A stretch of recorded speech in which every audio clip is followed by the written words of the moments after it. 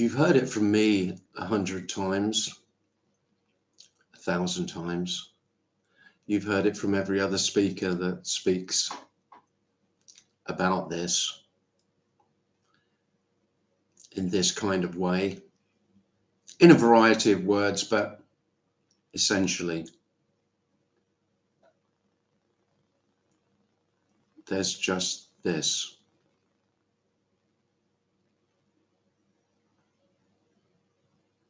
Absolutely. Not relatively. There's just this relatively. And there's just this. Absolutely.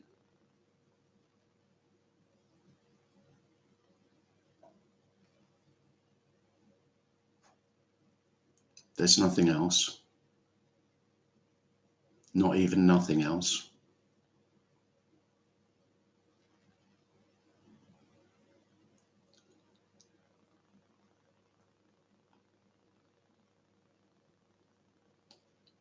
It's utterly fruitless searching for this,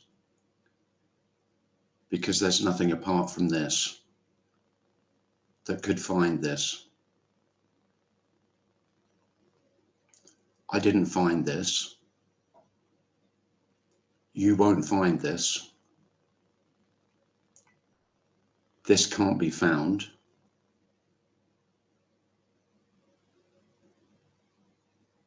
There's just this.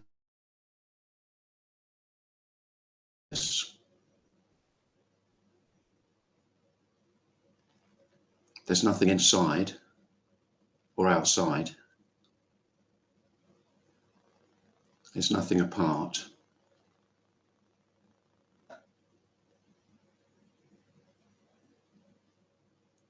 And so words like wholeness and completeness, and maybe even oneness,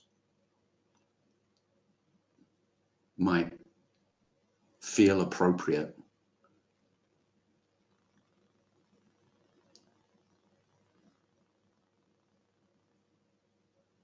But really, there's no oneness. There's no this. There's no thing to be found.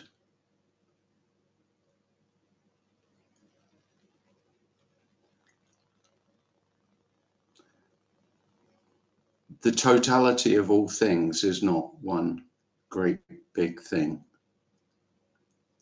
one super thing.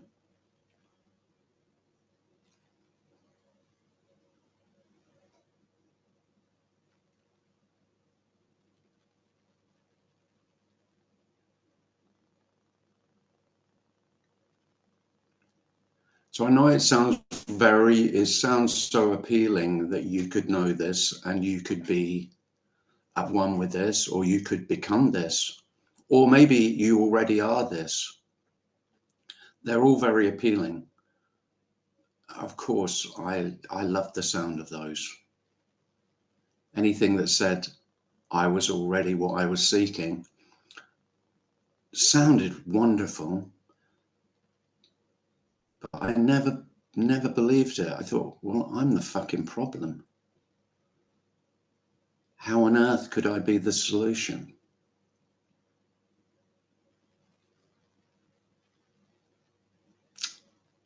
And then turns out,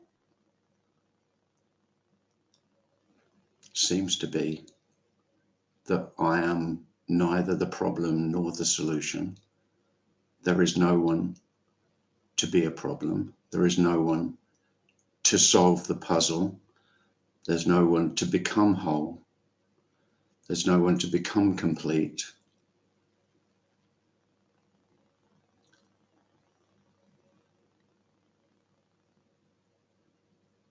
So for the seeker, for me, there was a sense of disappointment, because this isn't what I was looking for. I was looking to know, to understand, to become. And I didn't even unbecome.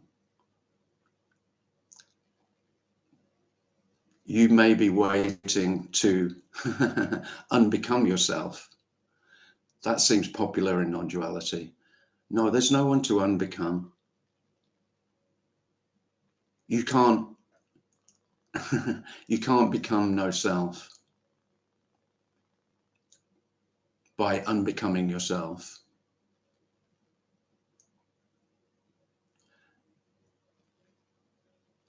And I've said no self again hundreds of times, but really there is no self any more than there is a self. There's just no knowing. So the reality is that you already don't know yourself, but it's a powerful conviction, it's a powerful delusion that you do know yourself, that you are aware of yourself. So of course there's already two selves, one aware of the other. So it's the end of all of those possibilities. This isn't a possibility.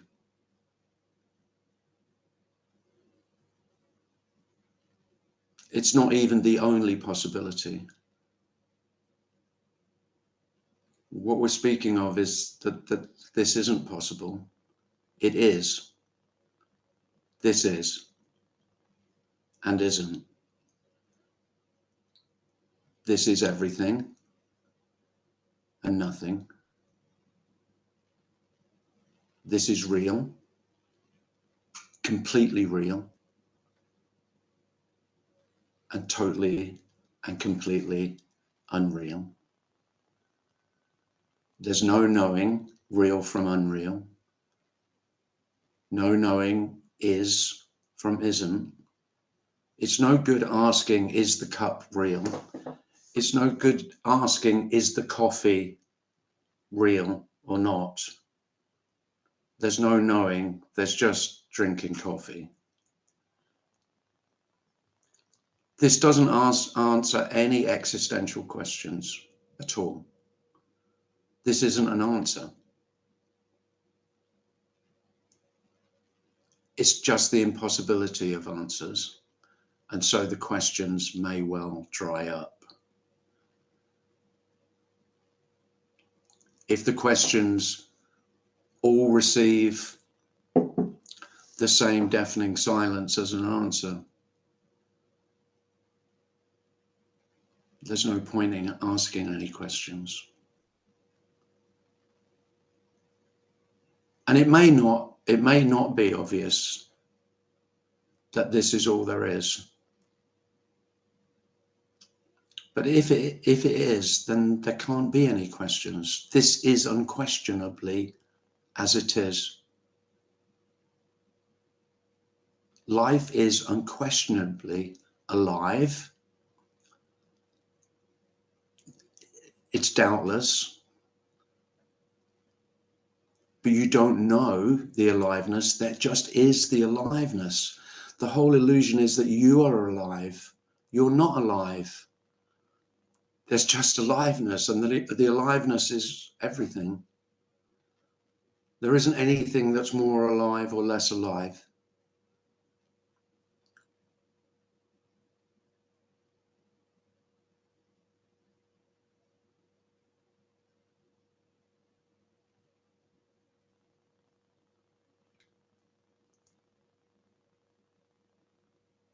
So the end of the search is that there's nothing to find.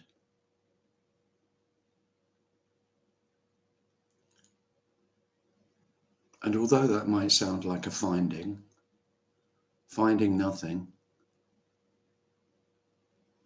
is finding that there's nothing to find. And it's,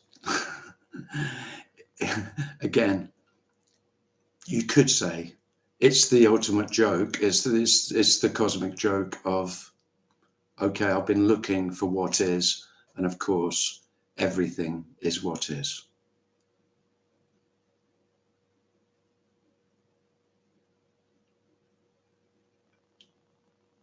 So this can't be missed and it can't be found. The sense of me is the sense of missing something, the sense of there's something missing.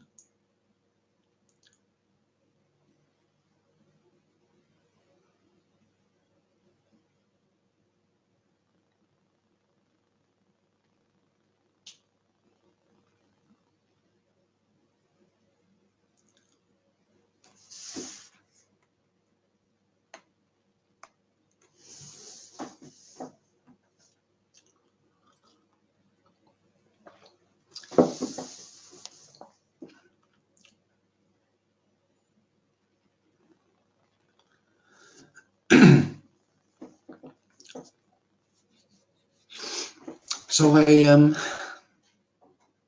don't know that you still look at speakers, you know, you look at my beautiful face and you think, oh, wouldn't it be wonderful to be where Tim is? You know, like I did with Tony all those years. But of course there isn't anywhere else. I mean, you can try and fantasize, but I mean, you have the the fascination with this idea that there are enlightened human beings, which has been a fascination throughout history. Apparently, you know, there's always been this delight and wonder that I too could become one of the chosen special ones who loses their sense of self. I can't emphasize enough that is not what I'm saying. I'm suggesting that there isn't a sense of self to lose.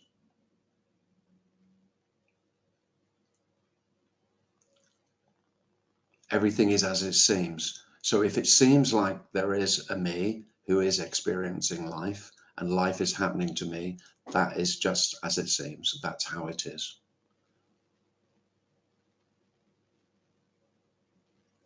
It's not wrong.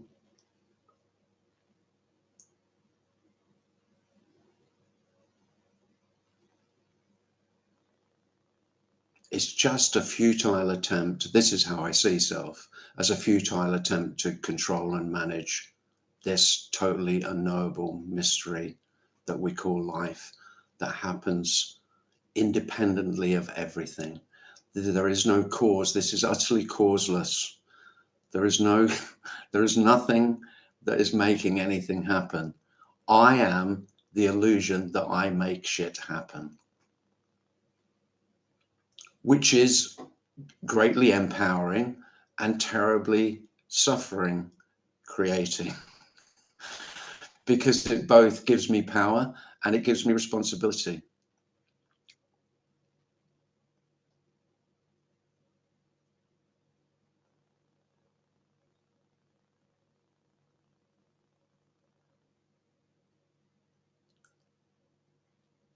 I do love it that there are no selves to lose themselves.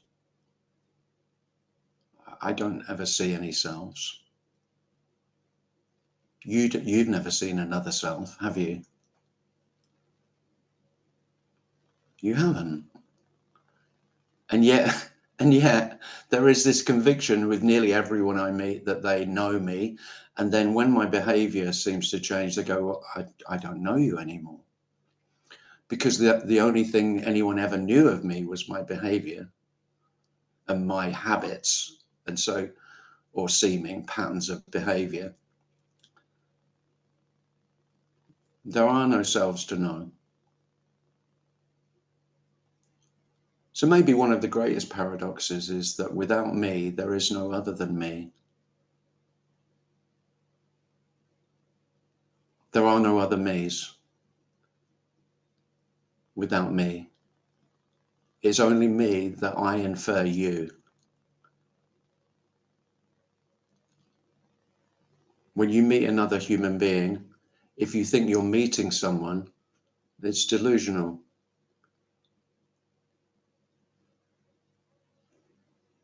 There isn't anyone inside each human being. Human beings are wonderfully empty, like everything else. The non-separation is that everything is equally empty. The only equality is nothing. And that's what everything essentially is. And the thingness of things is more wonderful for the emptiness, not less, which again is sort of counterintuitive. You'd think things being empty, then they wouldn't be things anymore. But the uniqueness of everything is more pronounced, not less.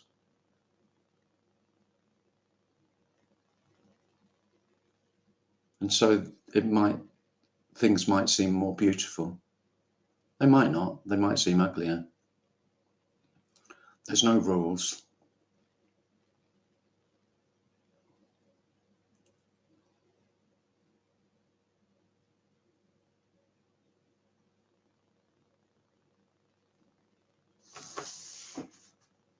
Well, that's me waffled on a long time now.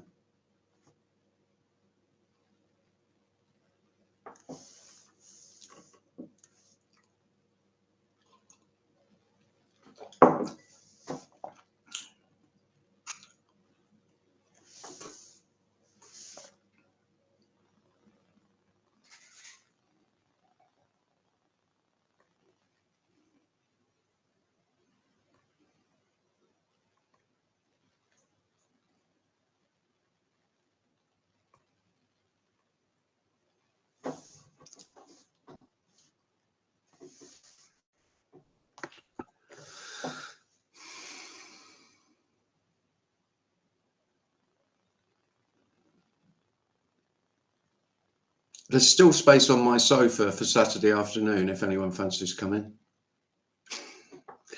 And there are still a few spaces for Brighton in April. All the details are on my website. You do have to book that because places are limited.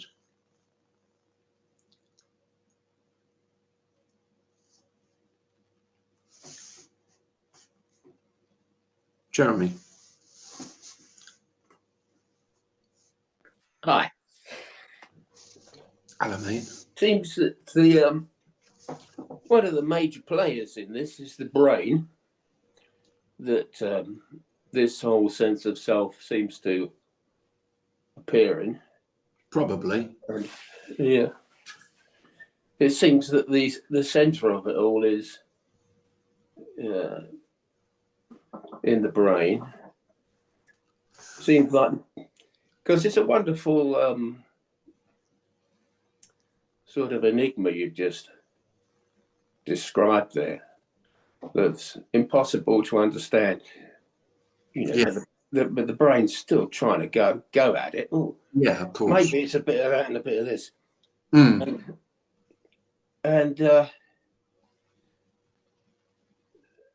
so it's an incredible bit of machinery, but it's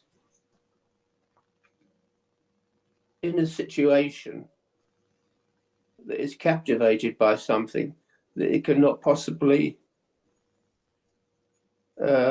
understand, you know, in the case of non-duality.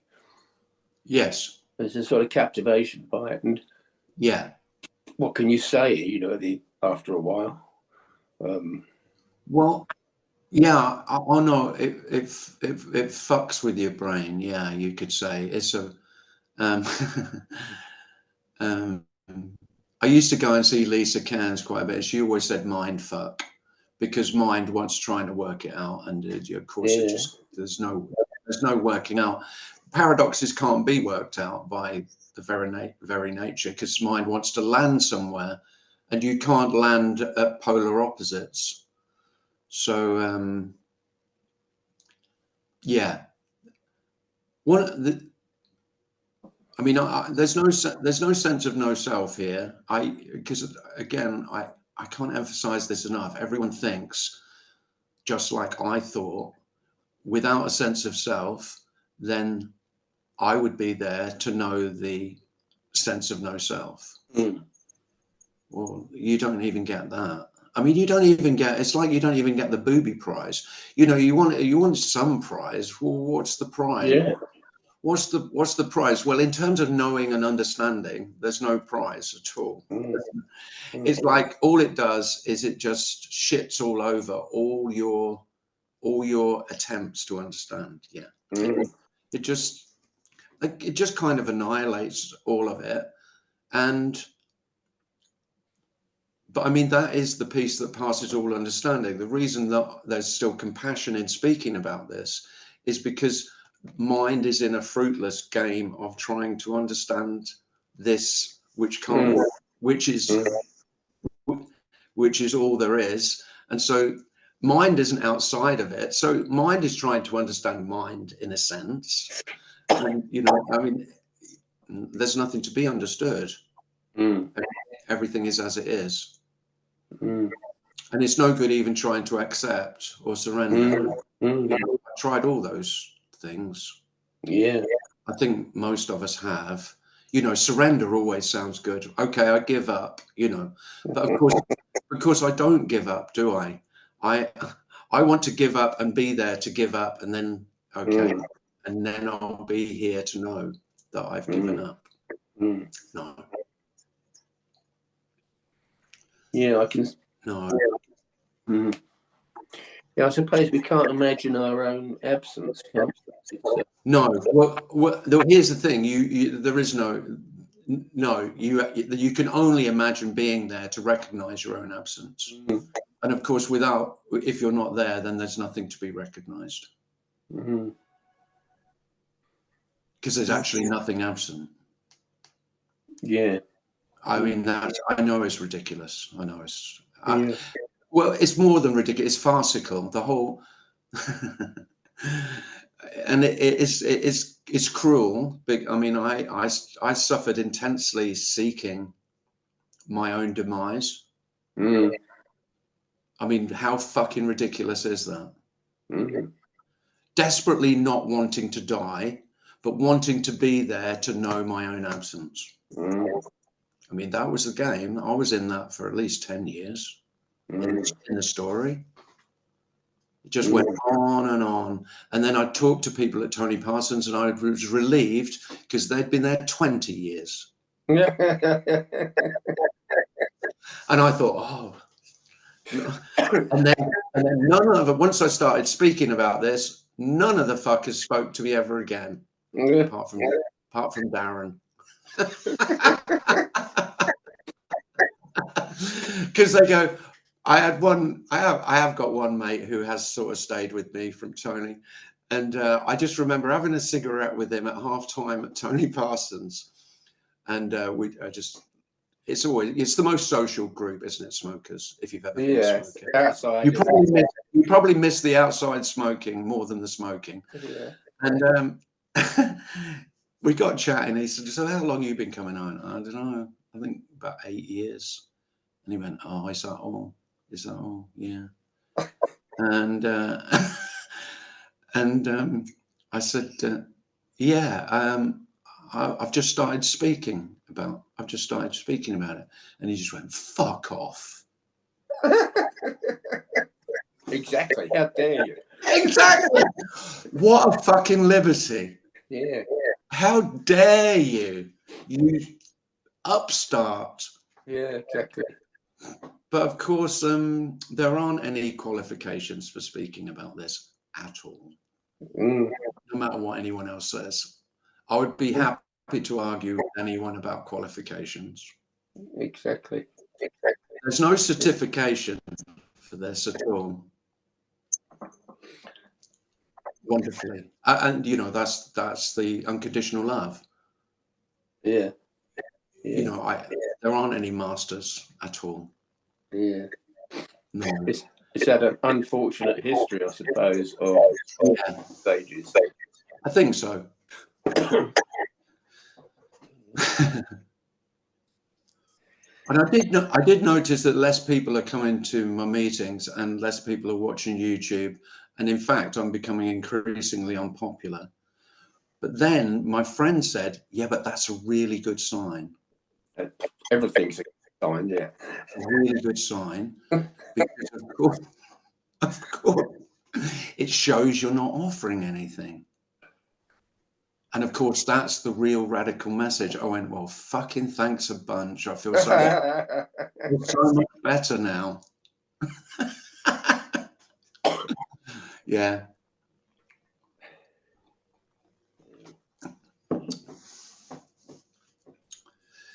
I'm sure Eckhart's really upset with his millions of followers. Must upset him terribly. I went to see Eckhart in Italy. Yeah. Oh, God. It was in Assisi. The Pope was there at the same time, so I got my sins all absolved. Did the Pope kiss Eckhart's feet? No, but there are a lot of bells ringing. Anyway. Yeah, anyway. Thanks. Oh, thanks, Jeremy. Yeah. I can't remember what did we speak about? I just... The brain. Oh, yeah, the brain. Now, of course, my good friend Michael Markham goes on and on about the brain, and I go, I know. I read all these posts. I don't know anything about the brain. Yeah. I have no idea. So, yes. That's probably where I get it from, actually, because I read Michael's. Yeah. And Michael, I mean, he talks brilliantly about the brain. But the thing is, I have no... for me, it's just an attempt to explain or, you know, to give reasons for where this occurs and what's happening. I don't know any of that, so I don't even consider talking about it. Yeah. Yeah, I guess so. I don't even, I mean, do you know you've got a brain? I mean, anyone who says they know they've got a brain is surely deluded. I mean, who knows? I've not seen my brain. No, apparently it's in there. I've not seen another. I have seen the brain of a pig. That's the only brain I've seen. So yeah, what I would say is that when this, if there is just this, then whether it's brain or whether it's consciousness or all of any explanation, just all becomes. It's also what really. This doesn't. This is. It feels like love's not interested in explanation. So it's like there's, you know, I like to talk about unconditional love. Now that doesn't make any sense at all. But one thing might be obvious, that love wouldn't be interested in the brain or an explanation of why. Why is there love? Well, love's not interested in why there's love. There is no love. There's only love, and love couldn't give a shit about any reason or purpose or meaning or explanation or understanding.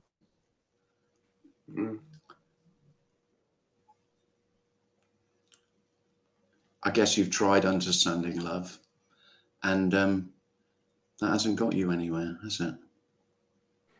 No, I was in a society that the guy wrote lots of papers about love and the different levels of love and etc. Oh yeah. Yeah, and nobody was none the wiser at the end of it, but No, absolutely. but it sounded Well, good. the thing is, well, the thing about love is love laughs in the face of wisdom. I mean, it just does. I mean, love makes a mockery of wisdom and understanding. Yeah. Sweet, really, isn't it? Well, it's dreadfully sweet. Yeah, you could say it's sweet, but it's the kind of most ruthless sweetness. Really. Yeah.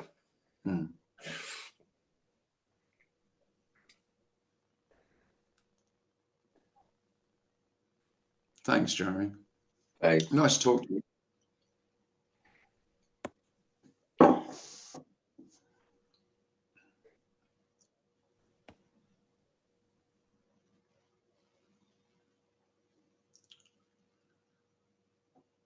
Well, the thing about love is, when I speak about love, it might sound sweet. It's not sweet. It's all sweetness. It's all sourness. It's all joy, all sorrow.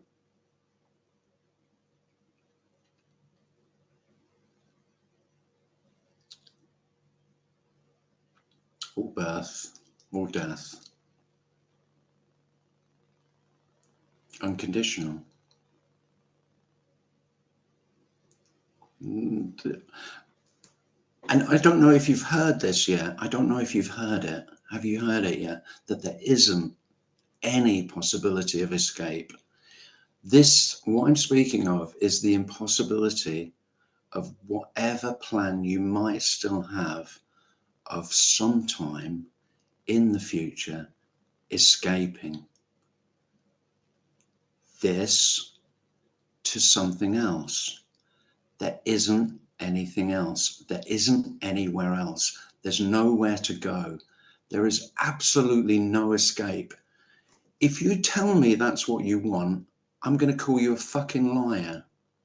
Because the whole nature of seeking is to find somewhere better, find somewhere more peaceful, somewhere more loving, somewhere more complete, somewhere, whatever other fantasy you've got.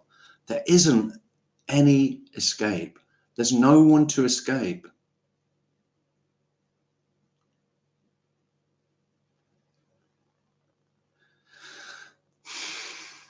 And that's the rest. That's the peace. I'm not saying it's what you want.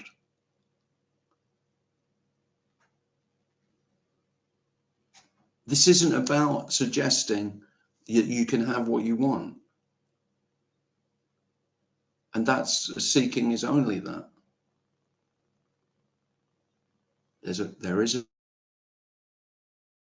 a chance. What I most desire.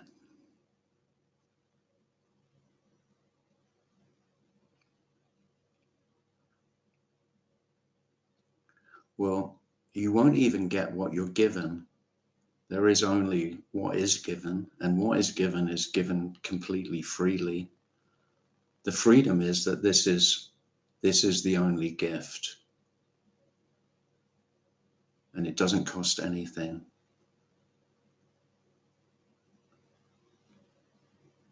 It's free. And most of the time, you say, no thanks, I'll have a different this. I won't, this isn't how I want it to be. Well, there isn't a different this. Now, this is always different. Isn't that wonderful? This is never the same. Always changing, but nothing remains. So the sameness is nothing, and the difference is everything. There isn't anything that remains.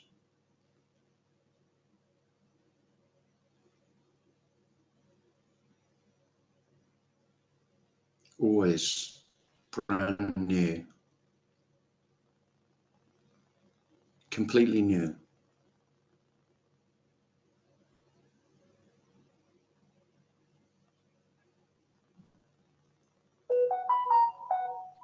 Never before. Gracias, Hassan. I mean, for fuck's sake, how much more wow do you want than never before? Never before. Never again.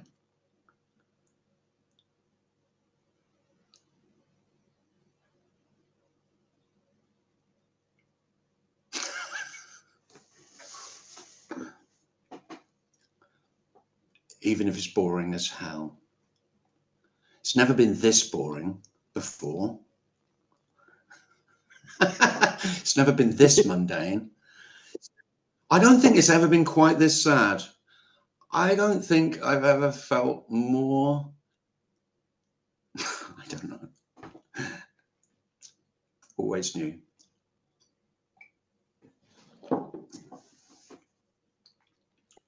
Hi, Razia. Hi, hi, Tim. That is Hi. interesting. So, yeah, it's all conceptual. It's all labeling, you know. I mean, like whether you call it someone, some people will say this, and others will say the brain, and others will call it the mind, you know. Mm-hmm. And I mean, there's always going to be, there's no mind, there's no brain, there's no love, you know. And because they're all words, and words conjure up images in the mind. They are things, you know. And this is about no things, nothing. And then people talk about love, you know, and what is love? Unconditional love. It's it's the most difficult thing in this humanness, for this humanness to feel unconditional love.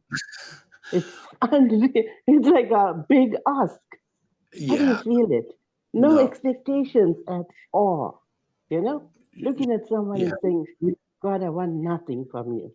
We shouldn't speak about it, but there you go. I still feel sort of compelled to.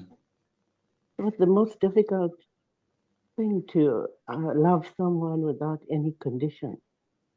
And yet, that I mean, Oh, this is oh no. where where Yeah. where we, yeah. Sorry. No, with the thing is, in relationships, Yes. I mean, that's not what I'm speaking. That's not the Yeah. unconditional. Okay. I know what you're So speaking when you, about. I It's mean, how we are. What we are is unconditional. But at the same time, when we talk about this humanness, like, and we say, love unconditionally, and it's like it's an impossible thing for the one human to love oh yeah, another human. Yeah, like that. no, I I would don't know. What do you think? no. Well, yeah. When you meet, when you go on a date, the first thing you should always say is, "I'm only going to be happy with you, totally unconditionally loving me, no matter what I do," and see how you get on that date. She'll go, "What a psycho," and that'll be the end of that. Yeah, exactly. No, It's like I don't mean I don't. looking at The funny thing is, I'm not talking about relational love. Of course, that is unconditionally. What I mean is the relationship, how conditional your love is for another human being, that is unconditional love. So the conditions that you put on a relationship is the unconditional love. Because you yeah, have no say. So the whole notion that you can choose to be unconditionally loving, no, of course you can't. That's the unconditional love. That everything is conditional. Because in yes, relatively everything is conditional. Yeah. yeah. So in the end of it, what you're saying, Term, is that we cannot choose to be this. If No. there is seemingly like something that happens that makes you like that, I don't know, but seemingly like there are certain individuals that become this love, and I think that's the story also. But that's what it's all about. I think it's like within the story, like people are uh, like this, like Brendan was talking about the brain, right? And yeah, like there is like seeming changes in the brain, like something's happening within the brain. You feel it, like I don't know, I don't but I know. mean, yeah, but that is what happened before. Like I could experience this, whatever this was. It was like my brain, like centers in my brain was like opening up and opening up and opening up, and I could feel um, like it was, I don't know, like there was like things like moving in the brain. It seemed like that. And then yeah, and like people talk about like surrender and letting go and stuff like that. Yeah, there were periods of that.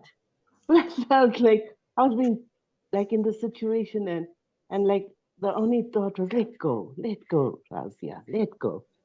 And don't be afraid, don't be afraid, you know, kind of a thing. I mean, that's all the story of this.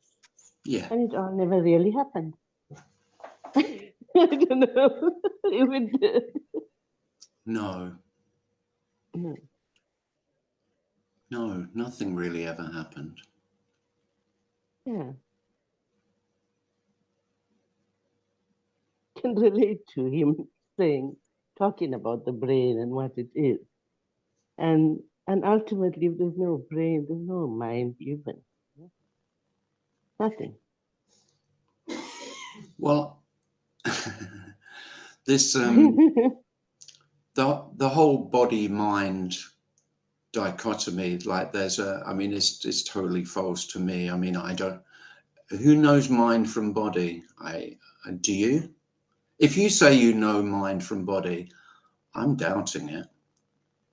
Yeah, I don't know much. I Because just don't, but yeah. I mean, do I really know the difference between a sensation and a thought, or a feeling and a thought? Well, you You know, have the thought and then you have a feeling accompanying and it. do I know the location? That's the other thing. So, you know, this whole notion of brain as though thoughts are, I know that thoughts are located in my brain. I have no idea. I have no location for thought at all. I have no location for anything. Yeah. Well, I mean, like if I had to think about thought, I mean, like thought itself, right? There were times when I had like horrible thoughts in my head. I mean, I don't know, I say head, because I think that we all think that the head, you know? I used to Yeah, think these horrible thoughts. And then I thought to myself, I mean, I'm not that kind. Like, why am I having all these horrible thoughts? You know? And yeah, then, like it was like looking at the thought and saying, no, no, that's not me. That's not how I am, you know? And yeah, and then later I found out, yeah, that thoughts impinge. Like we have thoughts that are impinging on us and we take ownership of them, which we shouldn't. yeah. Yeah, thanks. Thanks. Thanks to, Thanks. I love you. Oh, thanks, mate. Lauren? Hi, Tim. Hi, Lauren. Oh, hi, Tim. Hi there. Hey. Um, so you said that you are getting fewer listeners. Well, I'm a new fan. Hurrah! Yeah. Well, spread the I'm, word, Lauren. So, to go to tell everyone how wonderful I am. yeah, well, that's what I signed on to do. That's yeah. People think I've employed you. Yeah, that's right. I could do with it. I do need a new PR. That's I do. Oh, really? We should talk. We should Yeah, we probably should. talk. Yeah, well, I've made the rounds within the non-duality circuit, so people will know that I have street cred. Oh, you've got street cred as well, and yeah, and it's no good saying that to me because immediately all I think is, oh yeah, you've got to me last. Ah, yeah, it's true. Yeah, It's at true. first I True. thought at first that Fucking it hell. is. Well, for Fucking now, hell. Yeah. Oh God, I'm like bottom of the fucking pile. but that's actually I it's like the more I started to realize that there's nothing to get, the more I started to be drawn to Tim Cliss. Oh, there you go. It's just what I was thinking earlier. So the least popular is the best. Yes. I'm sticking with that shit. Yes. Yes.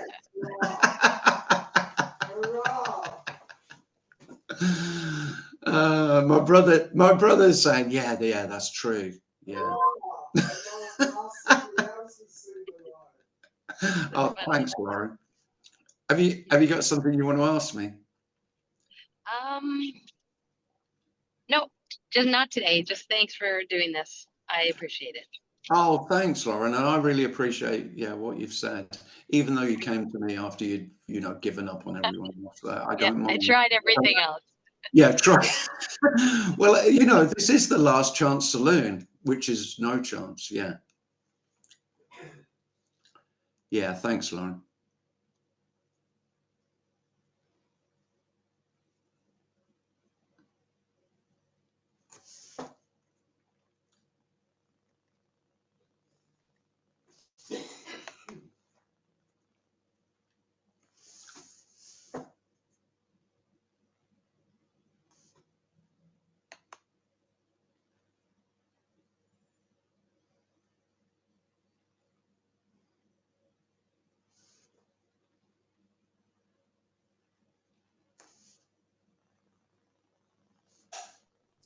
Sophie has a hand up.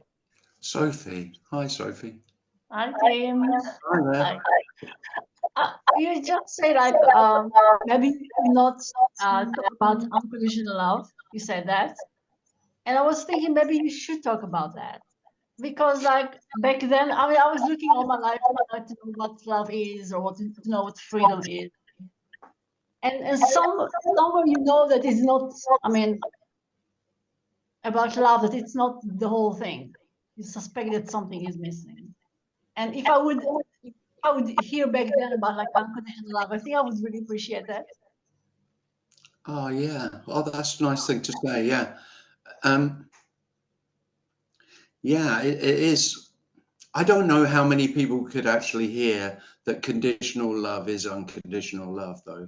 Yeah, The fact that love is that I mean, I don't know how many people would hear that or could hear it, that the nature of unconditional love is to be conditional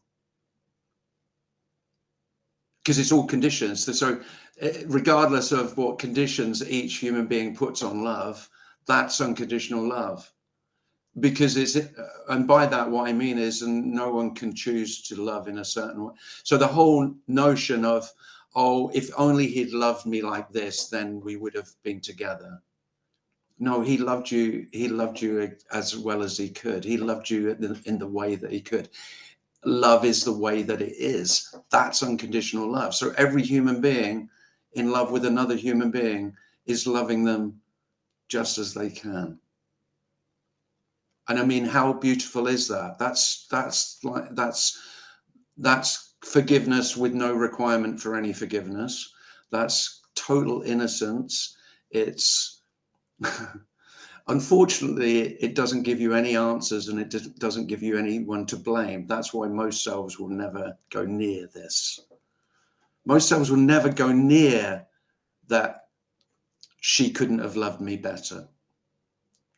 Because that's when a relationship breaks down, self only has two choices. I could have loved better, or she could have loved better. so maybe the relief for be then they don't have to try so much, right? Because it's also make it so. Yeah. That relief. I mean. Oh no, it's massively relieving, but of course it doesn't give you there's no one to blame. So the beauty of guilt and blame for self is that I have a possible answer for next relationship. So next time I won't pick someone like her. I'll pick someone, I'm wiser. I understand now what my needs are, and well, it's all bullshit. Love's not interested in your needs. Love's unconditional. Love just loves. Isn't it amazing? Yeah. Yeah. Yeah, it is. I know it's ridiculous. It's ridiculous, but the thing it's not an answer, and all self is looking for is some answers. And by answers, it means so next time when I love, my love will be reciprocated in the way that I want it to be. Well, this can never be the way you want it to be, simply because it is the way it is. That's unconditional love. This is unconditionally how it is.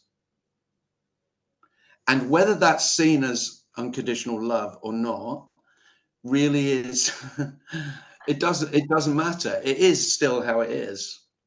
And it's whether if it doesn't suit me, then of course I say this isn't the way it should be.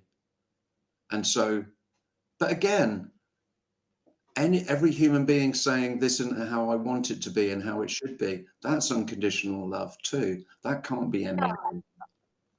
But there is a lot of suffering, like with blaming, but also insisting that you're saying the you know the truth, you know that you want to be right. There's a lot of suffering in that too. So, and No, people want to have that relief, like how does this really work at the end? right. But I mean, this isn't, I'm not offering you some kind of immunity. No. The thing about this is, and I know there are plenty of non-dual messages that are offering you some immunity from suffering. And by suffering, really what most people mean is emotional and psychological pain. And really what that means is love. What I'm offering you is no immunity, no defense, just love. You can say you want it. I'm suggesting you fucking don't, because there will be more joy and more pain. Because love is defenseless. Love doesn't recognize well, it doesn't recognize you, for a start. You know, unconditional love is no recognition of you. Doesn't know you, doesn't recognize you, because there isn't you. There's just love. And so there's more of everything. And by more of everything, I just mean there's no defense. I don't know that self is just a whole raft of defense mechanisms, which are illusory, but self uses those. The whole nature of self is to defend myself from pain and the illusion of security, to keep me safe. And what I'm speaking about is there's no one to defend, and there's no defense. So it's strangely,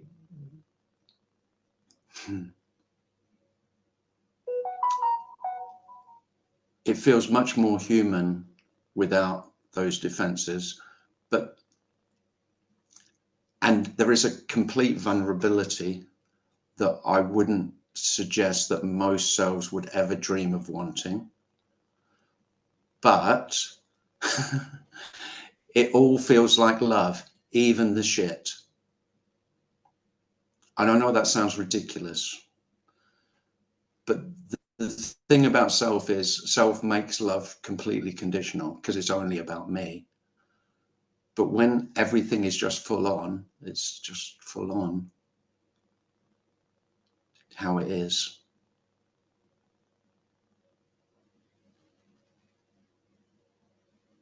I just want to say that it doesn't matter what you're saying, Tim. I still think you should talk about that more.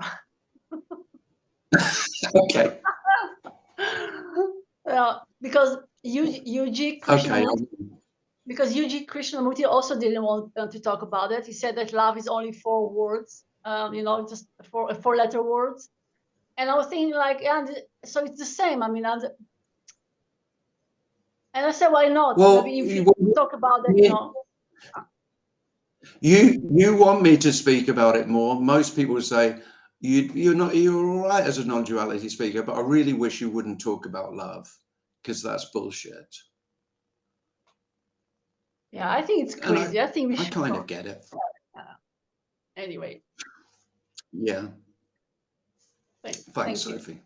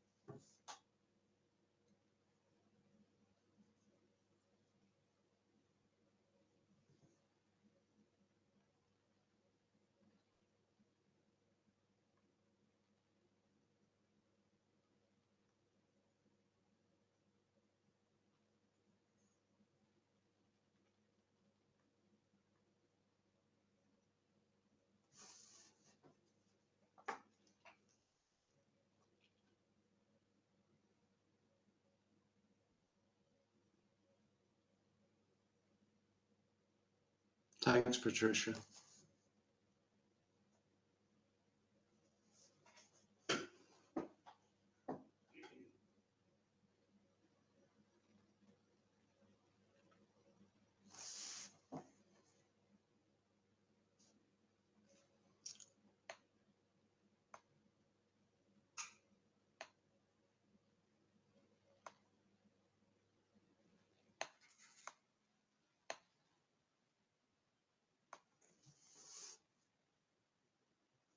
Thanks, Vicky.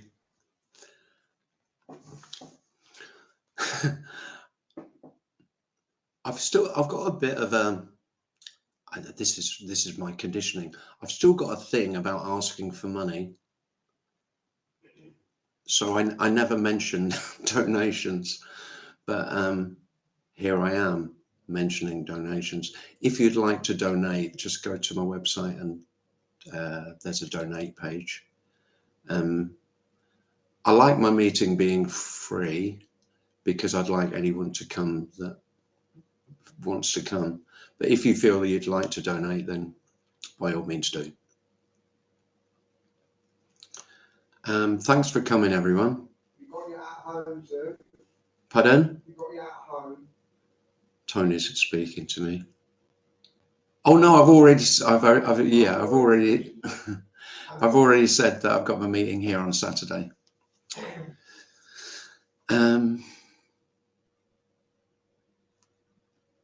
And Doris has very kindly invited me to hers in August, but I haven't got the dates for that yet. So I haven't decided the dates. As soon as I got those, then I'll let you know. That'll be in Berlin in the summer, which I guess will be extremely hot in the summer, Berlin.